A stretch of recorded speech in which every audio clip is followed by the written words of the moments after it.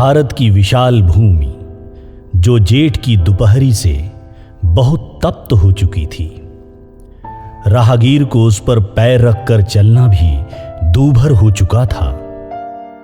मानवता अपने सही मायने को खोज रही थी, जहां उसे मिल सके जीवन की शांति, कोमलता, स्वतंत्रता, जहां हम कलरव करते पक्षियों की तरह गीत गा सके। हम सूखे में किसानों की तरह आसमान की ओर देख रहे थे बारिश के लिए।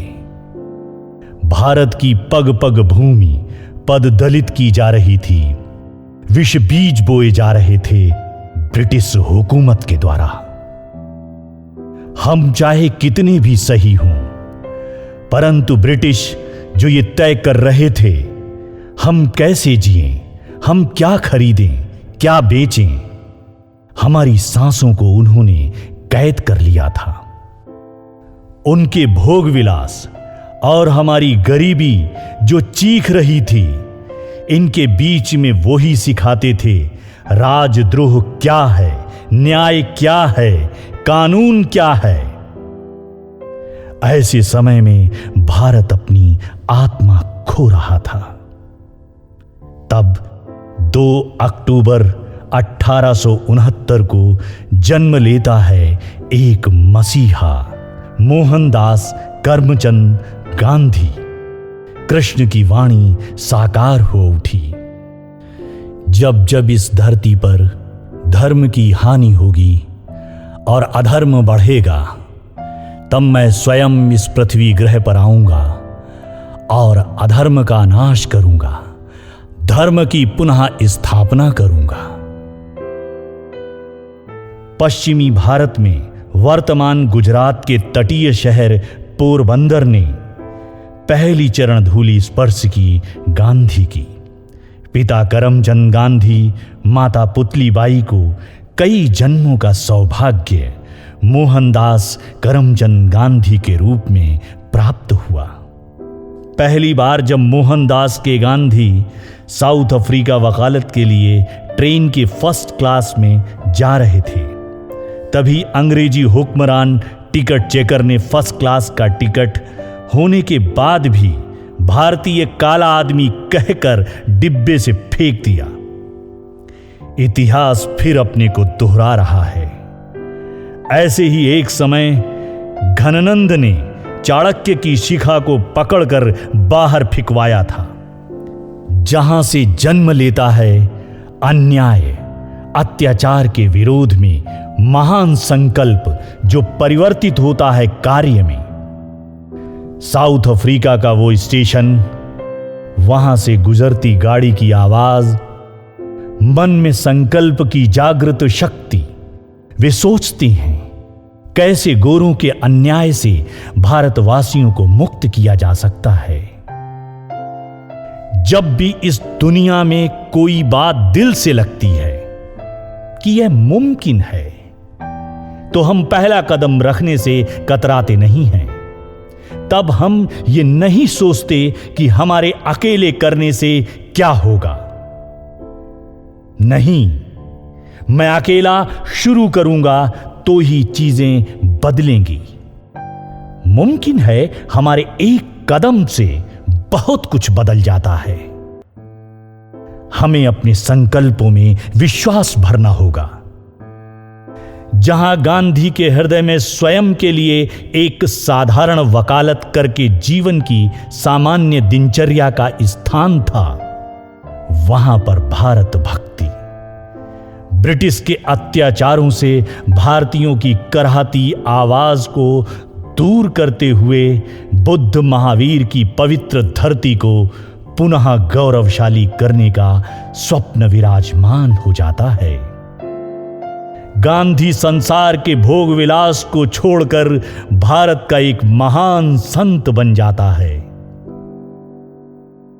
साउथ अफ्रीका में वे निर्णय लेते हैं, हमारी जंग साउथ अफ्रीका में बसे भारतीयों की मुक्ति से शुरू होगी।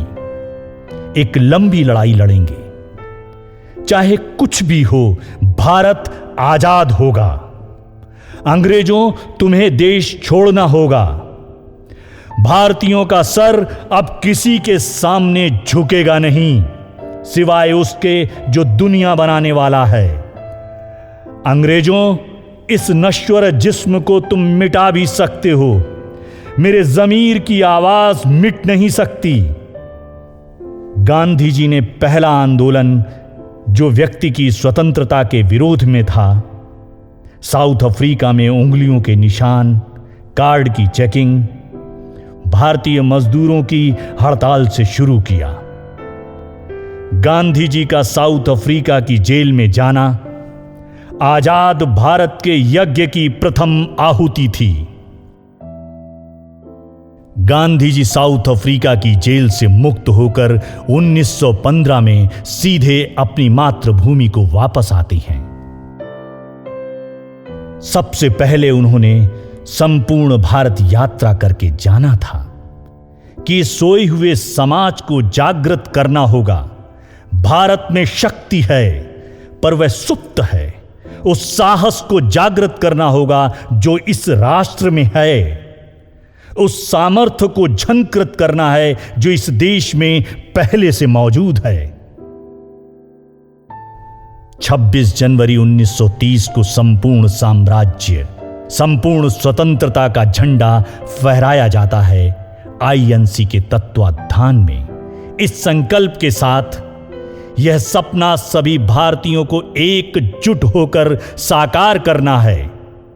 अगर देश में अंग्रेजों का बनाया सामान, नमक, कपड़े या अन्य प्रयोग में लाना बंद कर दें तो अंग्रेजों की आर्थिक समृद्धि का रास्ता रुक जाएगा और वो मजबूर होने लगेंगे देश छोड़ने के लिए।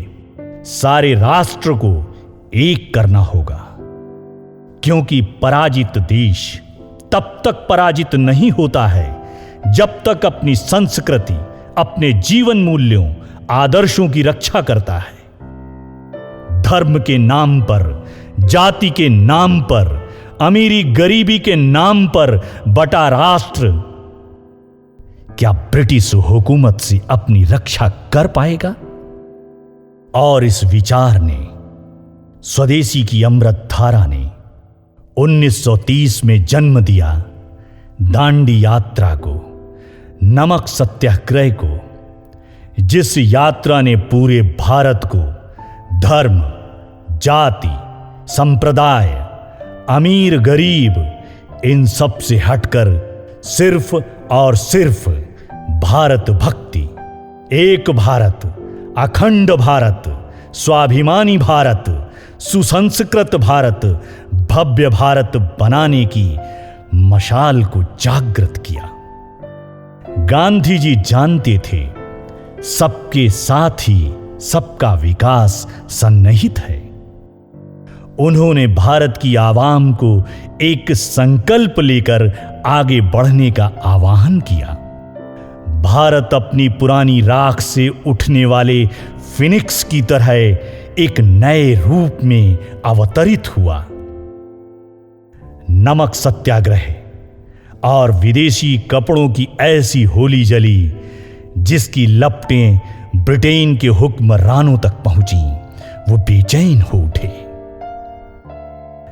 गांधी जी ने अहिंसा का नारा दिया। उनका मानना था ईंट का जवाब पत्थर से दिया जाएगा तो ये सारी दुनिया ही खत्म हो जाएगी। हां, जहां कहीं अन्याय है उसका विरोध होना ही चाहिए।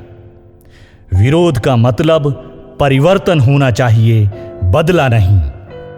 वे मुझे यातना दें, मेरी हड्डियां तोड़ दें, मुझे मार दें, उन्हें मेरी लाश तो मिलेगी, लेकिन हम पर हुकूमत नहीं कर सकते। मैंने अहिंसा की शक्ति को जाना है। गांधी जी का कहना था, इस दुनिया में ऐसे बहुत से लोग होंगे जो यहां हो रहे अत्याचार को ललकारेंगे और हमें उनकी ताकत को पाना होगा। 1 लाख अंग्रेज 35 करोड़ हिंदुस्तानियों पर हुकूमत नहीं चला सकते। हम विरोध करेंगे, पूरी अहिंसा, पूरे असहयोग और पूरी शांति के साथ। आखिर एक दिन आप सबको यहां से जाना होगा। माना कि देश की जनता अनपढ़ है, लेकिन अंधी नहीं है।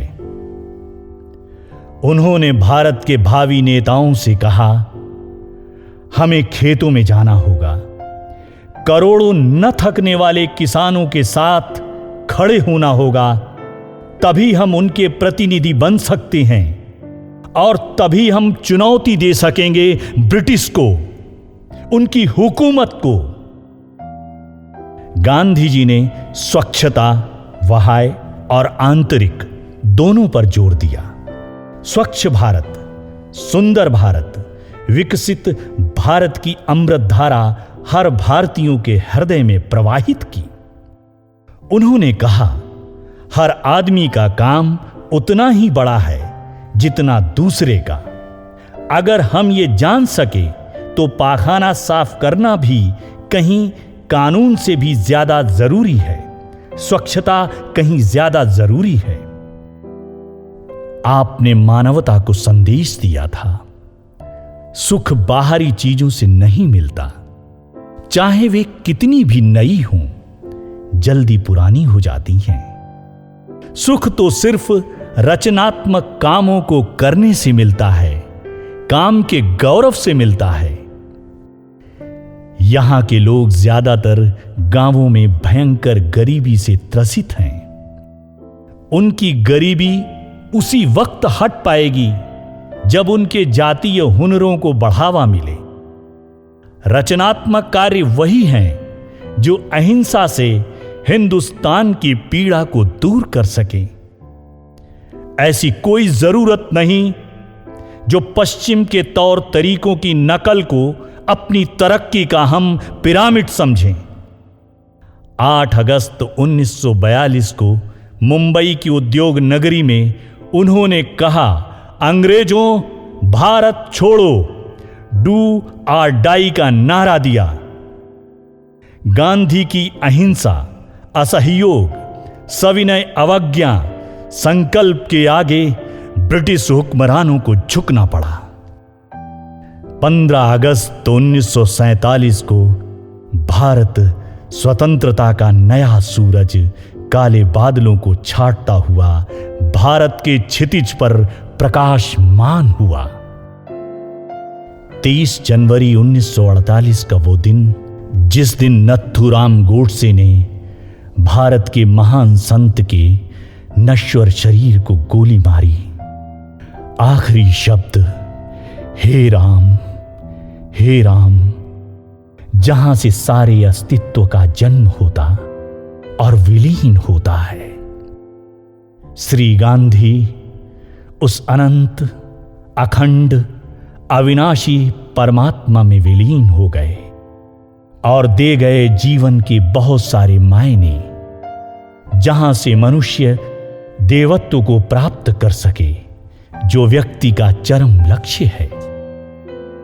वैष्णव जन तो तेने कहिए, पीर पड़ाई जाने रे, पर दुखे उपकार करे तोए, मन अभिमान न आने रे।